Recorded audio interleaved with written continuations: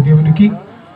ప్రత్యేకించి ఈ ప్రాంతంలో సెమీ క్రిస్మస్ ఆరాధన జరగడానికి ఏర్పాటు చేసినటువంటి యూత్ కావచ్చు, సంఘ పెద్దలు కావచ్చు, అలాగనే స్వార్థ పరిచర్యలు కూడా చక్కగా సహకరించినటువంటి వారందరికీ కూడా నా ప్రత్యేకమైన వందనాలు తెలియజేస్తున్నాను. క్రిస్మస్ అంటే మనకు తెలిసినటువంటి విషయాల్ని మరలా ఒకసారి మనం జ్ఞాపకం చేసుకుందాము. క్రిస్మస్ అనగా సాగిలపడుట. తూర్పు దేశపు జ్ఞానులు ఆ ఇంటిలోనికి వచ్చి బాలుడైనటువంటి శిశువుని మరియమ్మను చూసి ఆయన ఎదుట సాగిలపడి ఆయనకు నమస్కరించారు. క్రిస్మస్ అనగా పూజించుట.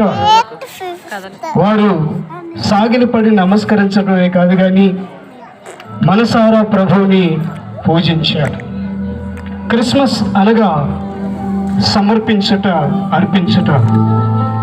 వారు తెచ్చినటువంటి బంగారమును, సాంబ్రాణిని, గోళమును కానుకలుగా సమర్పించారు.